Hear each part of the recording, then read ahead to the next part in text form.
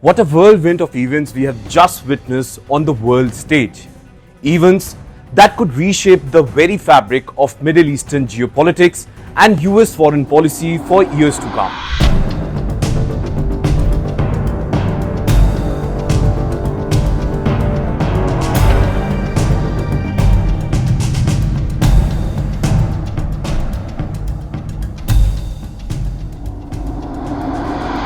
But today I'm here to talk about the gripping story behind Operation Midnight Hammer, a military operation that played out in just few hours but was in months in making.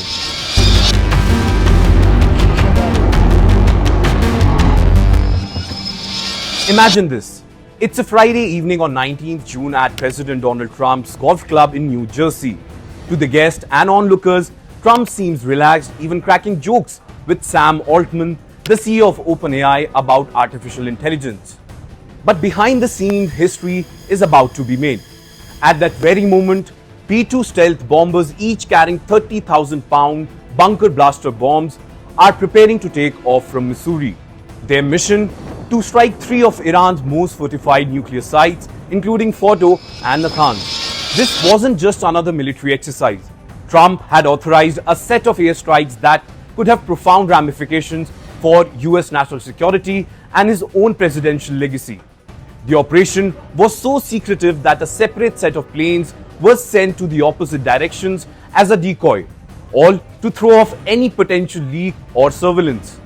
Fast forward 24 hours from his golf club. He's now in the basement of Situation Room at the White House, wearing his signature red Make America Great Again hat, watching the operation unfold in the real time on a wall of monitors.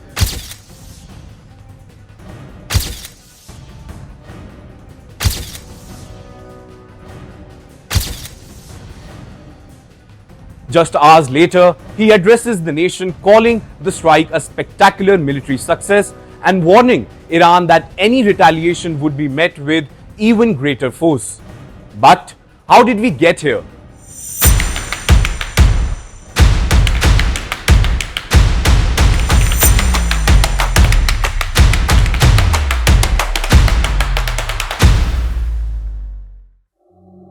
The decision to strike was not just made lightly. In the days leading up to this attack, Trump publicly alternated between issuing threat to Iran and expressing private concerns about dragging the US into another prolonged conflict. He gave Iran a 2 weeks ultimatum to return to the negotiating table. But behind closed doors, it was clear to his allies that his mind was already made up. Vice President J.D. Vance later confirmed that Trump could have called off the strikes until the very last minute. But he chose to go ahead.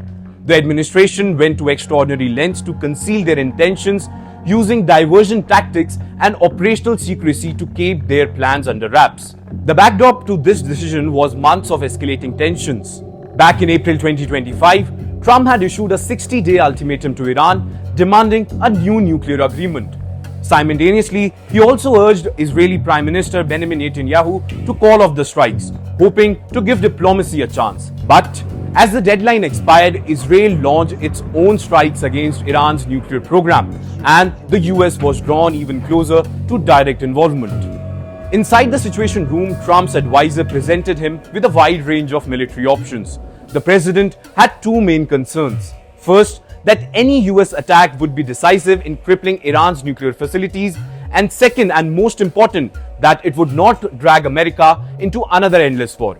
Officials were confident in the bunker buster bombs' ability to penetrate Iran's underground facilities, but no one could guarantee that Iran's response wouldn't escalate into a wider conflict. By the end of the week, US officials were convinced that Iran was not ready to negotiate. After fruitless diplomatic efforts, including talks in Oman and meeting with European leaders, the window for diplomacy had already been closed. The decision was made. Operation Midnight Hammer was a go-ahead. The operation itself was a feat of precision military strikes. Multiple B-2 bombers, supported by more than 120 aircrafts, including refueling tankers, reconnaissance planes, and fighter jets, took part in this very mission. At 5 p.m. Eastern Time on 21st June, a US submarine launched 2 dozens of Tomahawk cruise missiles at a particular nuclear site. By 6:40 p.m., The lead B-2 bomber dropped 2 bunker blasters on Fordo, followed by strikes on the other targets. Remarkably, no shots were fired by Iran as the US planes entered and exited Iranian airspace. Once the planes were safely out, Trump broke the news to the world, touting the success of the operation and reiterating his warning to Iran. The message was clear. The US had demonstrated its military might, but the path forward remained uncertain. So what does this all mean? The strikes have raised serious questions about what comes next. Will Iran retaliate? Can diplomacy be revived? Or are we witnessing the dawn of a new, more dangerous era in Middle East? And not to forget, a new world order.